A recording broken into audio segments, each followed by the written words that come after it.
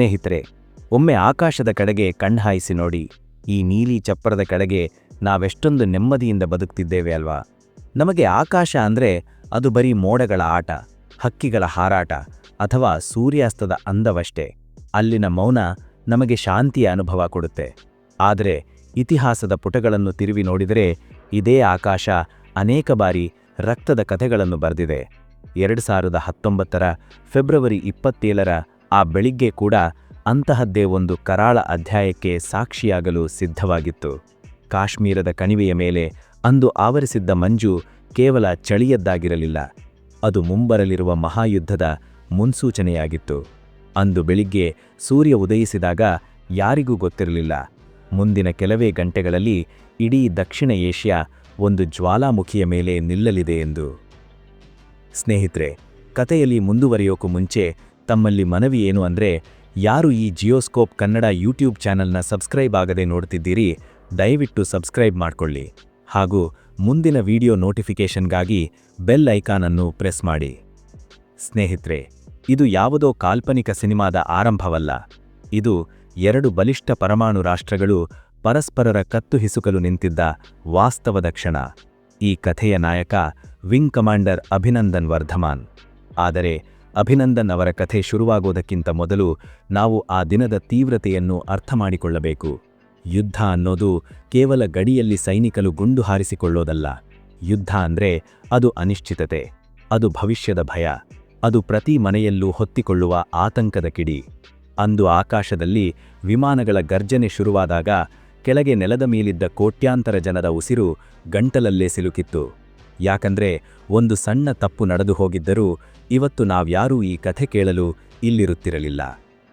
ಅಭಿನಂದನ್ ಅವರ ಹೆಸರು ಕೇಳಿದ ತಕ್ಷಣ ಇವತ್ತು ನಮಗೆ ನೆನಪಾಗೋದು ಅವರ ಆ ವಿಶಿಷ್ಟವಾದ ಮೀಸೆ, ಅವರ ಮುಖದ ಮೇಲಿದ್ದ ಆ ಅಚಲವಾದ ಧೈರ್ಯ ಮತ್ತು ಅವರು ಹೇಳಿದ್ದ ಆ ಒಂದು ವಾಕ್ಯ, ಅದೇನೆಂದ್ರೆ ದ ಟೀ ಈಸ್ ಫ್ಯಾಂಟಾಸ್ಟಿಕ್. ಆದರೆ ಆ ಒಂದು ವಾಕ್ಯದ ಹಿಂದೆ ಎಂತಹ ನರಕವಿತ್ತು, ಎಂತಹ ಬೆಂಕಿಯಿತ್ತು. ಅಂದು ಆಕಾಶದಲ್ಲಿ ಅಭಿನಂದನ್ ಎದುರಿಸಿದ್ದು ಕೇವಲ ಶತ್ರು ವಿಮಾನವನ್ನಲ್ಲ, ಬದಲಾಗಿ ಸಾವನ್ನ. ಹಳೆಯ ಕಾಲದ MiG-21 ಬೈಸನ್ ವಿಮಾನದಲ್ಲಿ ಕುಳಿತು ಜಗತ್ತಿನ ಅತ್ಯಾಧುನಿಕ F-16 ವಿಮಾನಗಳ ಎದುರು ಎದೆಯುಬ್ಬಿಸಿ ನಿಲ್ಲುವುದು ಅಂದ್ರೆ ಅದು ಸಾಮಾನ್ಯ ಮಾತಲ್ಲ. ಅದು ಬರೀ ತರಬೇತಿಯಿಂದ ಬರೋದಿಲ್ಲ, ಅದು ರಕ್ತದಲ್ಲೇ ಇರಬೇಕಾದ ಸಾಹಸ. ನಾವು ಸ್ವಲ್ಪ ಸಮಯವನ್ನು ಹಿಂದೆ ತಿರುಗಿಸೋಣ. ಯುದ್ಧದ ವಾತಾವರಣ ಒಂದೇ ದಿನದಲ್ಲಿ ನಿರ್ಮಾಣವಾಗುವುದಿಲ್ಲ, ಅದು ಹನಿಹನಿಯಾಗಿ ತುಂಬಿ ಹರಿಯುವ ಕೆರೆಯಂತೆ. ಫೆಬ್ರವರಿ 14ರಂದು ಪುಲ್ವಾಮಾದಲ್ಲಿ ನಡೆದ ಆ ಭೀಕರ ದಾಳಿಯಿಂದ ಭಾರತದ ತಾಳ್ಮೆಯ ಕಟ್ಟೆ ಒಡೆದಿತ್ತು. ನಮ್ಮ ಯೋಧರ ರಕ್ತ ಮಣ್ಣಿನಲ್ಲಿ ಬೆರೆತಾಗ ಇಡೀ ದೇಶದ ರಕ್ತ ಕುದಿಯುತ್ತಿತ್ತು. ಅಂದು ಆತಂಕ ಇತ್ತು, ನೋವಿತ್ತು, ಎಲ್ಲಕ್ಕಿಂತ ಹೆಚ್ಚಾಗಿ ಸೇಡಿನ ಕಿಚ್ಚಿತ್ತು. ಆ ಕಿಚ್ಚಿನ ಫಲವೇ ಫೆಬ್ರವರಿ 26ರ ಬಾಲಾಕೋಟ್ ವೈಮಾನಿಕ ದಾಳಿ. ಭಾರತದ ವಾಯುಪಡೆ ಶತ್ರುಗಳ ನೆಲಕ್ಕೆ ನುಗ್ಗಿ ಅವರ ಅಹಂಕಾರವನ್ನು ಮಣ್ಣು ಮುಕ್ಕಿಸಿತ್ತು. ಆದರೆ ಇತಿಹಾಸ ಹೇಳುತ್ತೆ, ಗಾಯಗೊಂಡ ಶತ್ರು ಯಾವಾಗಲೂ ಹೆಚ್ಚು ಅಪಾಯಕಾರಿ ಅಂತ. ಪಾಕಿಸ್ತಾನಕ್ಕೆ ಆ ಪೆಟ್ಟು ಅರಗಿಸಿಕೊಳ್ಳಲು ಸಾಧ್ಯವಾಗಲಿಲ್ಲ. ತನ್ನ ಮರ್ಯಾದೆ ಉಳಿಸಿಕೊಳ್ಳಲು ಅದು ಪ್ರತಿದಾಳಿಗೆ ಸಿದ್ಧವಾಯಿತು. ಮರುದಿನ ಬೆಳಿಗ್ಗೆ ಅಂದರೆ ಫೆಬ್ರವರಿ 27ರ ಆಕಾಶ ರಣರಂಗವಾಗಿ ಬದಲಾಯಿತು. ವಾಯುನೆಲೆಯ ಕಂಟ್ರೋಲ್ ಕೊಠಡಿಗಳಲ್ಲಿ ರಾಡಾರ್ ಪರದೆಗಳು ಕೆಂಪು ಚುಕ್ಕೆಗಳಿಂದ ತುಂಬಿ ಹೋಗಿದ್ದವು. ಶತ್ರುಗಳ ವಿಮಾನಗಳು ನಮ್ಮ ಗಡಿಯತ್ತ ನುಗ್ಗಿ ಬರುತ್ತಿದ್ದವು. ಇದು ಕೇವಲ ಗಡಿ ದಾಟುವ ಆಟವಾಗಿರಲಿಲ್ಲ, ಇದು ನೇರವಾದ ಸವಾಲಾಗಿತ್ತು. ಆ ಕ್ಷಣದಲ್ಲಿ ವಾಯುನೆಲೆಯದಲ್ಲಿ ಸೈನಿಕರ ಓಟ, ವಿಮಾನಗಳ ಇಂಜಿನ್ನ ಕಿವಿಗಡಿಚುವ ಶಬ್ದ ಮತ್ತು ಕಮಾಂಡರ್ಗಳ ಗಂಭೀರ ಧ್ವನಿ ಎಲ್ಲವೂ ಸೇರಿ ಒಂದು ಭಯಾನಕ ಮೌನವನ್ನು ಸೃಷ್ಟಿಸಿದ್ದವು.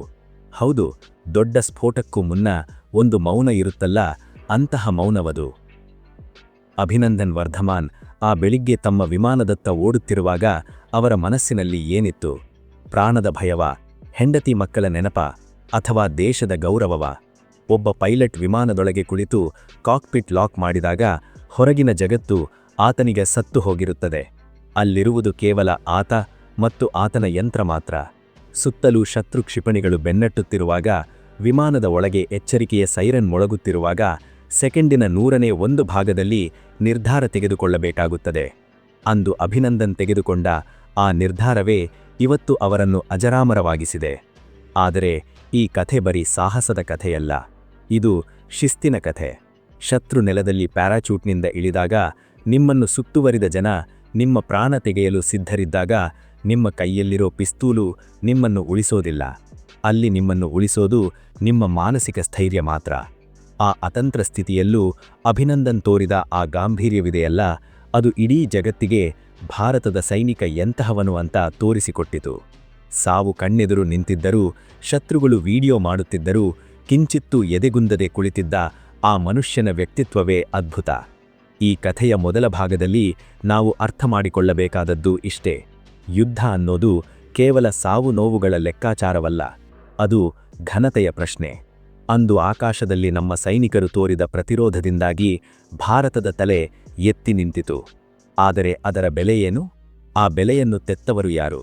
ಶತ್ರು ದೇಶದ ಸೆರೆಯಲ್ಲಿ ಕಳೆದ ಆ 60 ಗಂಟೆಗಳು ಅಭಿನಂದನ್ ಪಾಲಿಗೆ ಹೇಗಿದ್ದವು?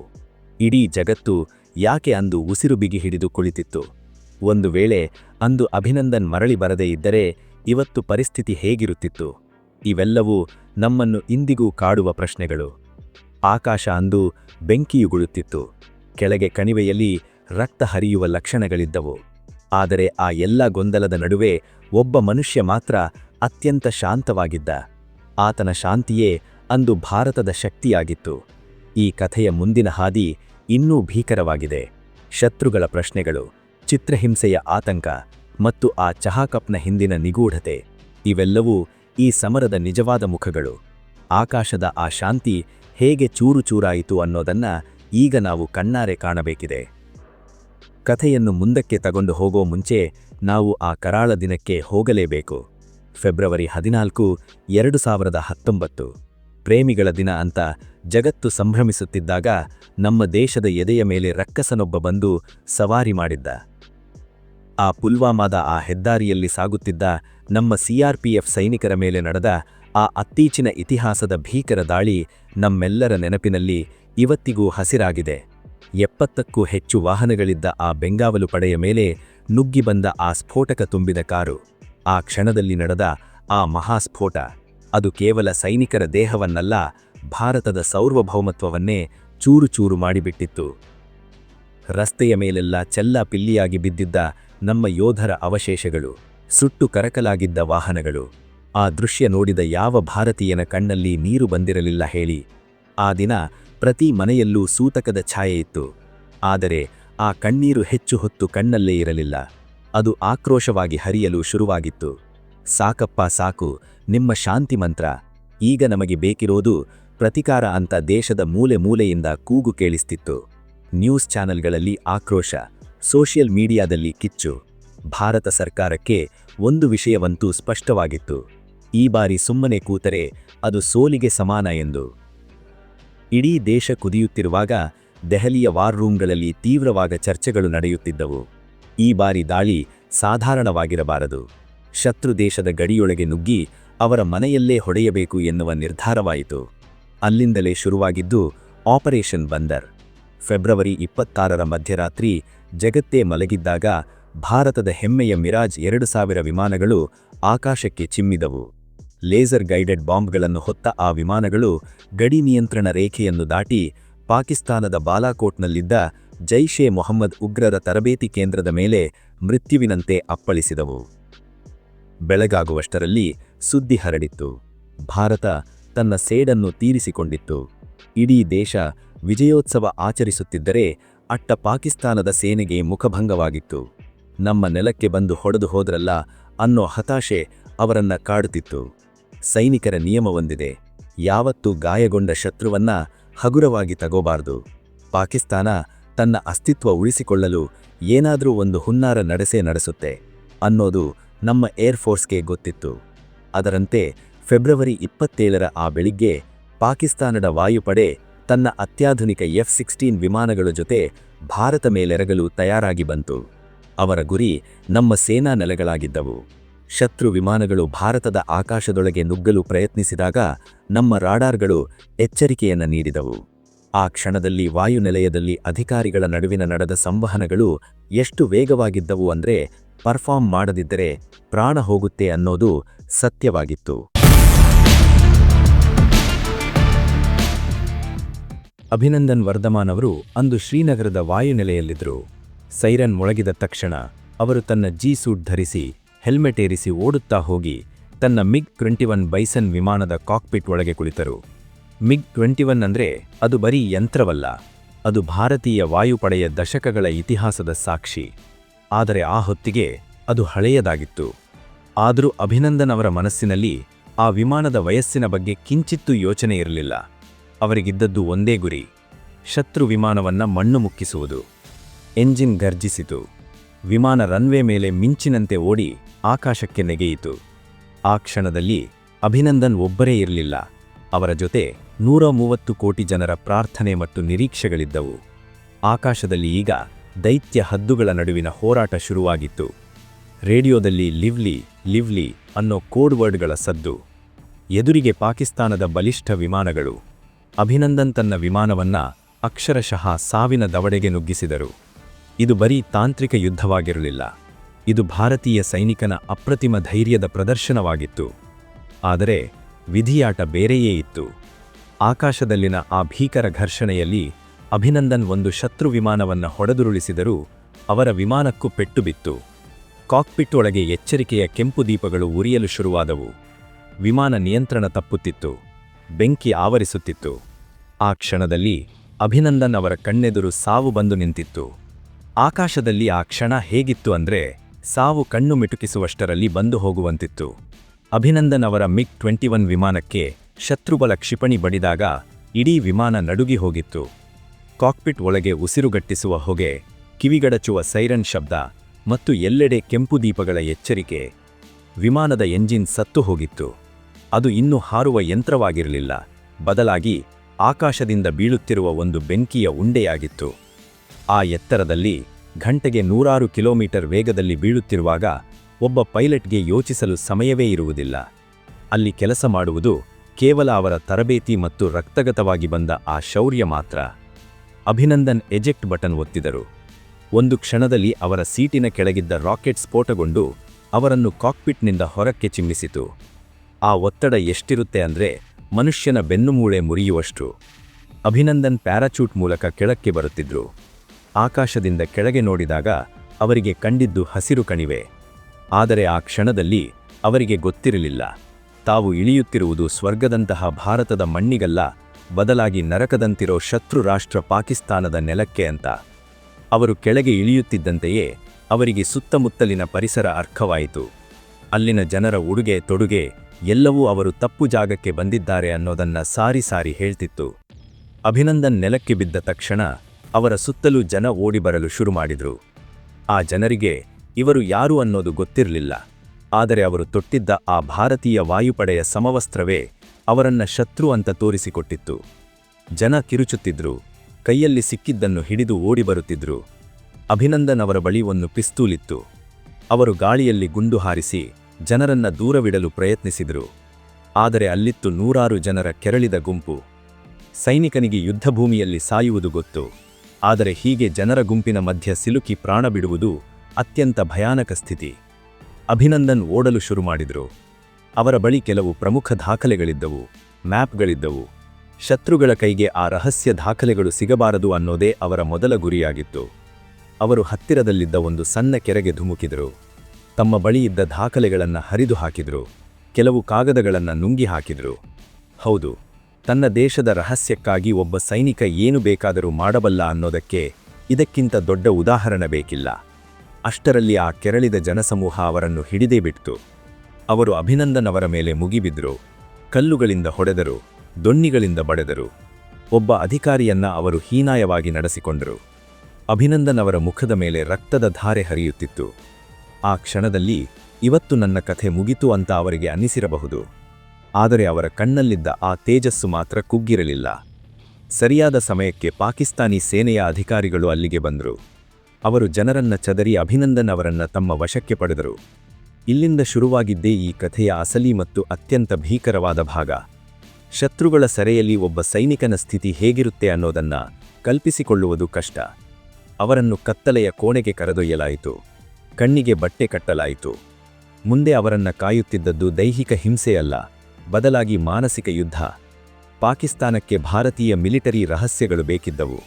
ಅಭಿನಂದನ್ ಅವರನ್ನ ಬೆದರಿಸಲಾಯಿತು, ಕ್ಯಾಮೆರಾಗಳ ಮುಂದೆ ನಿಲ್ಲಿಸಲಾಯಿತು. ಆದರೆ ಆ ಸೈನಿಕ ಮಾತ್ರ ಅಚಲವಾಗಿ ನಿಂತಿದ್ರು. ಒಬ್ಬ ಸೈನಿಕ ಅಂತಾರಾಷ್ಟ್ರೀಯ ನಿಯಮದ ಪ್ರಕಾರ ಏನೆಲ್ಲ ಹೇಳಬಹುದೋ ಅದನ್ನ ಮಾತ್ರ ಹೇಳಿದ್ರು. ನನ್ನ ಹೆಸರು ಅಭಿನಂದನ್, ಸರ್ವೀಸ್ ನಂಬರ್ ಇಷ್ಟು, ಅಷ್ಟೇ. ಅದರಾಚೆಗೆ ಒಂದು ಅಕ್ಷರವೂ ಅವರಿಂದ ಹೊರಬರಲಿಲ್ಲ. ಆ ಕತ್ತಲೆಯ ಕೋಣೆಯಲ್ಲಿ ಶತ್ರುಗಳ ಮಧ್ಯೆ ಏಕಾಂಗಿಯಾಗಿ ಕುಳಿತಿದ್ದ ಆ ಕ್ಷಣದಲ್ಲಿ ಅಭಿನಂದನ್ ಗೆದ್ದಿದ್ರು. ಯಾಕಂದ್ರೆ ಅವರು ಶತ್ರುಗಳಿಗೆ ಶರಣಾಗಲಿಲ್ಲ, ಬದಲಾಗಿ ಅವರ ಕಣ್ಣಲ್ಲಿ ಕಣ್ಣಿಟ್ಟು ನಕ್ಕಿದ್ರು. ಇಡೀ ಭಾರತ ಅಂದು ಕಣ್ಣೀರು ಹಾಕುತ್ತಾ ಪ್ರಾರ್ಥಿಸುತ್ತಿತ್ತು, ನಮ್ಮ ವೀರ ಮರಳಿ ಬರಲಿ ಅಂತ. ಆದರೆ ಅಟ್ಟು ಪಾಕಿಸ್ತಾನ ಒಂದು ದೊಡ್ಡ ಸಂಚು ರೂಪಿಸುತ್ತಿತ್ತು. ಪಾಕಿಸ್ತಾನದ ಸೇನಾ ಕಸ್ಟಡಿಯಲ್ಲಿ ಆ ಕ್ಷಣಗಳು ಹೇಗಿದ್ದವು ಗೊತ್ತಾ? ಒಬ್ಬ ಸೈನಿಕನಿಗೆ ಅದು ನರಕಕ್ಕಿಂತ ಕಮ್ಮಿ ಇರಲಿಲ್ಲ. ಅಭಿನಂದನ್ ಅವರ ಕಣ್ಣಿಗೆ ಬಟ್ಟಿ ಕಟ್ಟಲಾಗಿತ್ತು, ಕೈಗಳನ್ನ ಕಟ್ಟಲಾಗಿತ್ತು. ಸುತ್ತಲೂ ಶತ್ರು ಸೈನಿಕರ ಗಂಭೀರ ಧ್ವನಿಗಳು. ಅವರಿಗೆ ಬೇಕಾಗಿದ್ದದ್ದು ಭಾರತೀಯ ವಾಯುಪಡೆಯ ರಹಸ್ಯಗಳು. ಯಾವ ವಿಮಾನದಲ್ಲಿ ಬಂದೆ? ನಿಮ್ಮ ಬೇಸ್ ಎಲ್ಲಿದೆ? ಮುಂದಿನ ಪ್ಲಾನ್ ಏನು? ಹೀಗೆ ಪ್ರಶ್ನೆಗಳ ಸುರಿಮಳೆ. ಆದರೆ ಅಭಿನಂದನ್ ಅವರ ಉತ್ತರ ಮಾತ್ರ ಒಂದೇ ಆಗಿತ್ತು, I am not suppose to tell you that. ಅದನ್ನು ನಿಮಗೆ ಹೇಳುವ ಅಧಿಕಾರ ನನಗಿಲ್ಲ.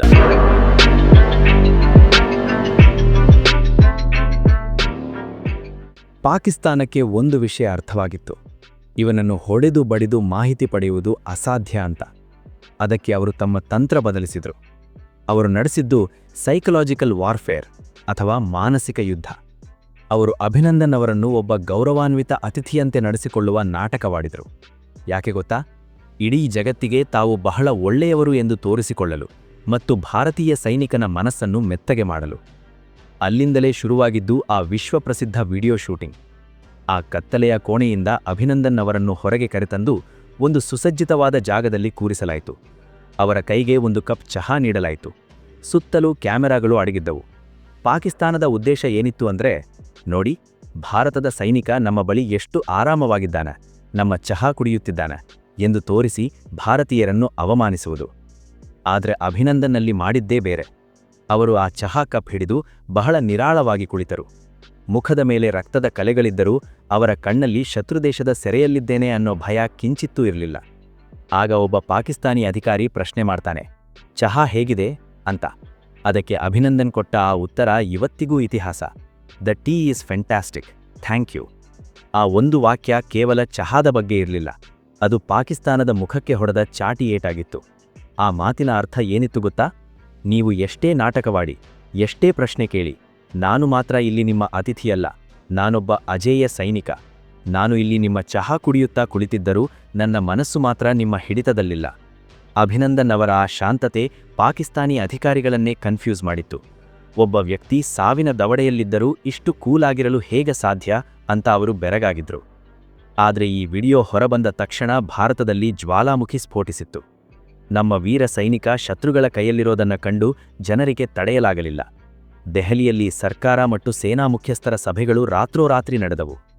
ಭಾರತ ಅಂತಾರಾಷ್ಟ್ರೀಯ ಮಟ್ಟದಲ್ಲಿ ಪಾಕಿಸ್ತಾನದ ಮೇಲೆ ಒತ್ತಡ ಹೇರಲು ಶುರುಮಾಡಿತು.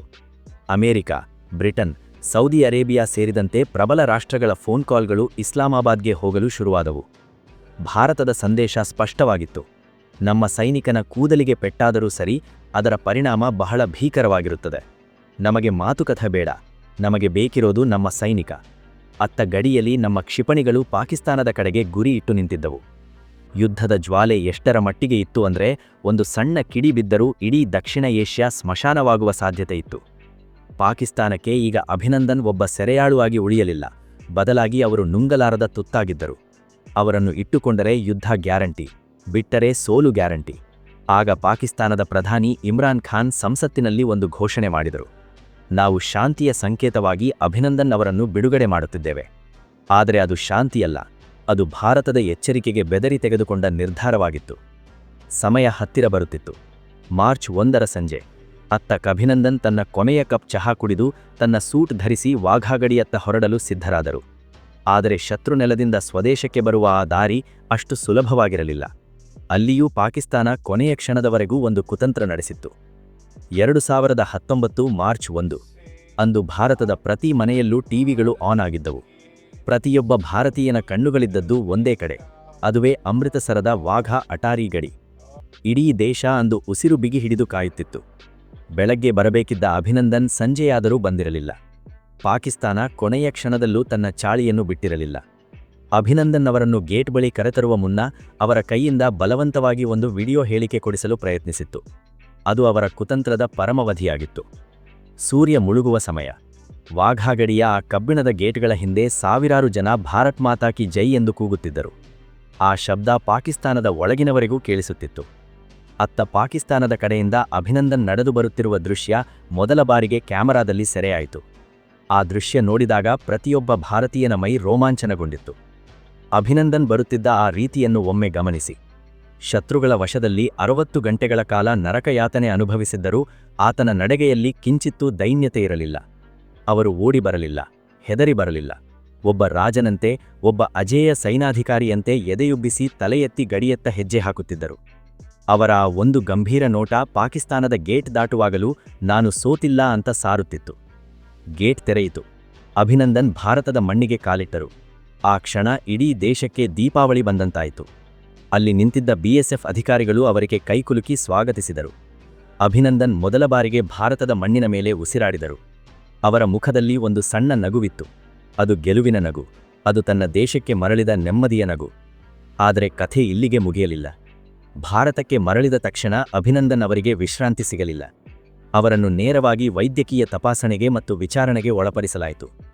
ಅವರ ದೇಹದಲ್ಲಿದ್ದ ಪೆಟ್ಟುಗಳಿಗಿಂತ ಹೆಚ್ಚಾಗಿ ಅವರ ಮನಸ್ಸಿನ ಮೇಲಾಗಿದ್ದ ಪರಿಣಾಮವನ್ನ ನಮ್ಮ ವಾಯುಪಡೆ ಗಮನಿಸಬೇಕಿತ್ತು. ಎಷ್ಟೋ ಜನ ಅಂದುಕೊಂಡಿದ್ದರು, ಅಭಿನಂದನ್ ಕಥೆ ಮುಗಿಯಿತು, ಅವರಿನ್ನು ವಿಮಾನ ಹಾರಿಸಲು ಸಾಧ್ಯವಿಲ್ಲ ಅಂತ. ಆದರೆ ಅಭಿನಂದನ್ ಅಪ್ಪಟ ಸೈನಿಕ. ಅವರು ಕೆಲವು ತಿಂಗಳುಗಳಲ್ಲೇ ಮತ್ತೆ ಫಿಟ್ನೆಸ್ ಸಾಬೀತುಪಡಿಸಿದರು ಮತ್ತು ಮತ್ತೆ ವಿಮಾನದ ಕಾಕ್ಪಿಟ್ ಏರಿ ಆಕಾಶಕ್ಕೆ ಹಾರಿದರು. ಇದು ಅವರ ನಿಜವಾದ ತಾಕತ್ತು. ಭಾರತ ಸರ್ಕಾರ ಅವರಿಗೆ ವೀರಚಕ್ರ ನೀಡಿ ಗೌರವಿಸಿತು. ಆದರೆ ಅವರಿಗಿಂತ ದೊಡ್ಡ ಪ್ರಶಸ್ತಿಯೆಂದರೆ ಅದು ಭಾರತೀಯರ ಹೃದಯದಲ್ಲಿರೋ ಅವರ ಸ್ಥಾನ. ಅಭಿನಂದನ್ ಬರೀ ಪೈಲಟ್ ಆಗಿ ಉಳಿಯಲಿಲ್ಲ, ಬದಲಾಗಿ ಅವರು ಧೈರ್ಯದ ಇನ್ನೊಂದು ಹೆಸರಾದರು. ಆ ಫ್ಯಾಂಟಾಸ್ಟಿಕ್ ಟಿ ಅನ್ನೋ ಮಾತು ಇವತ್ತಿಗೂ ಒಂದು ಮೌನ ಪ್ರತಿರೋಧದ ಸಂಕೇತ. ಈ ಕಥೆಯಿಂದ ನಾವು ಕಲಿಯಬೇಕಾದಿಷ್ಟೇ: ಜೀವನದಲ್ಲಿ ಎಂತಹದ್ದೇ ಸಂಕಷ್ಟ ಬರಲಿ, ಸಾವು ಕಣ್ಣೆದುರು ನಿಂತಿರಲಿ, ನಾವು ನಮ್ಮ ಘನತೆ ಮತ್ತು ಸಂಯಮವನ್ನು ಬಿಡಬಾರದು. ಅಂದು ಆಕಾಶ ರಣರಂಗವಾಗಿತ್ತು. 2 ದೇಶಗಳು ಯುದ್ಧದ ಅಂಚಿನಲ್ಲಿದ್ದವು. ಆದರೆ ಒಬ್ಬ ಸೈನಿಕನ ಅಚಲವಾದ ಸ್ಥಿತಪ್ರಜ್ಞೆ ಜಗತ್ತನ್ನೇ ಬೆರಗುಗೊಳಿಸಿತು. ವಿಂಗ್ ಕಮಾಂಡರ್ ಅಭಿನಂದನ್ ವರ್ಧಮಾನ್ ಅವರು ಅಂದು ಮಾಡಿದ್ದು ಕೇವಲ ಒಂದು ವಿಮಾನವನ್ನ ಹೊಡೆದುರುಳಿಸಿದ ಸಾಹಸ ಮಾತ್ರವಲ್ಲ. ಅವರು ಜಗತ್ತಿಗೆ ಭಾರತೀಯ ಸೈನಿಕನ ಅಸ್ಮಿತೆ ಏನು ಅನ್ನೋದನ್ನ ತೋರಿಸಿಕೊಟ್ಟರು. ಶತ್ರುಗಳ ಸೆರೆಯಲ್ಲಿ ಸಾವು ಹತ್ತಿರವೇ ನಿಂತಿದ್ದರೂ ಆ ಚಹಾ ಕಪ್ ಹಿಡಿದು ಅವರು ತೋರಿದ ಆ ಒಂದು ಗೆಲುವಿನ ನಗುವಿದೆಯಲ್ಲ, ಅದು 100 ಯುದ್ಧಗಳ ಗೆಲುವಿಗಿಂತ ದೊಡ್ಡದು. ಅಂದು ಅವರು ಶತ್ರುನೆಲದಿಂದ ಮರಳಿ ಬಂದಾಗ ಬರೀ ಒಬ್ಬ ಪೈಲಟ್ ಬರಲಿಲ್ಲ, ಬದಲಾಗಿ ಈ ದೇಶದ ಪ್ರತಿಯೊಬ್ಬ ನಾಗರಿಕನ ಆತ್ಮಗೌರವ ಮರಳಿ ಬಂದಿತ್ತು. ಇಂದು ಅವರು ಗ್ರೂಪ್ ಕ್ಯಾಪ್ಟನ್ ಆಗಿ ದೇಶದ ಸೇವೆಯಲ್ಲಿ ಮುಂದುವರಿಯುತ್ತಿರಬಹುದು, ಆದರೆ ನಮ್ಮೆಲ್ಲರ ಮನಸ್ಸಿನಲ್ಲಿ ಅವರು ಎಂದಿಗೂ ಆ ಅಜೇಯ ವೀರ. ಯಾವಾಗಲಾದರೂ ನಿಮಗೆ ಸೋಲು ಎದುರಾದಾಗ ಅಥವಾ ಪರಿಸ್ಥಿತಿ ನಿಮ್ಮ ಕೈ ಮೀರುತ್ತಿದೆ ಅನ್ನಿಸಿದಾಗ ಒಮ್ಮೆ ಆ ರಕ್ತಸಿಕ್ತ ಮುಖದ ಆದರೆ ಅಚಲವಾದ ಧೈರ್ಯದ ಅಭಿನಂದನ್ ಅವರನ್ನು ನೆನಪಿಸಿಕೊಳ್ಳಿ. ಸಾವು ಎದುರಿಗಿದ್ದರೂ ಚಹಾ ಅದ್ಭುತವಾಗಿದೆ ಎಂದು ಹೇಳಬಲ್ಲ ತಾಕತ್ತು ನಿಮ್ಮದಾದರೆ ಜಗತ್ತಿನ ಯಾವ ಶಕ್ತಿಯೂ ನಿಮ್ಮನ್ನು ಸೋಲಿಸಲು ಸಾಧ್ಯವಿಲ್ಲ. ಇದು ಭಾರತದ ಹೆಮ್ಮೆಯ ಪುತ್ರನ ಕಥೆ. ಇದು ಎಂದಿಗೂ ಮುಗಿಯದ ಸ್ಫೂರ್ತಿ. ಕೊನೆಯದಾಗಿ ಒಂದು ಮಾತು: ಇತಿಹಾಸದಲ್ಲಿ ಯುದ್ಧಗಳು ಬರುತ್ತವೆ, ಹೋಗುತ್ತವೆ. ಗೆಲುವು ಸೋಲುಗಳ ಲೆಕ್ಕಾಚಾರಗಳು ಕಾಲಕ್ರಮೇಣ ಮರೆತು ಹೋಗುತ್ತವೆ. ಆದರೆ ಕೆಲವು ವ್ಯಕ್ತಿಗಳು ಮತ್ತು ಅವರು ತೋರಿದ ಧೈರ್ಯ ಮಾತ್ರ ಕಾಲಾತೀತವಾಗಿ ಉಳಿದುಬಿಡುತ್ತವೆ. ಇಂತಹ ಮತ್ತಷ್ಟು ರೋಚಕ ಮತ್ತು ನೈಜ ಘಟನೆಗಳ ಕಥೆಗಳಿಗಾಗಿ ನಮ್ಮ ಚಾನೆಲ್ ಸಬ್ಸ್ಕ್ರೈಬ್ ಮಾಡಿ ಹಾಗೂ ಬೆಲ್ ಐಕಾನ್ ಪ್ರೆಸ್ ಮಾಡೋದನ್ನ ಮರಿಬೇಡಿ. ಮುಂದಿನ ವಿಡಿಯೋದಲ್ಲಿ ಮತ್ತೊಂದು ಸಾಹಸ ಗಾಥೆಯೊಂದಿಗೆ ಮತ್ತೆ ಭೇಟಿಯಾಗೋಣ. ಜೈ ಹಿಂದ್, ಜೈ ಕರ್ನಾಟಕ.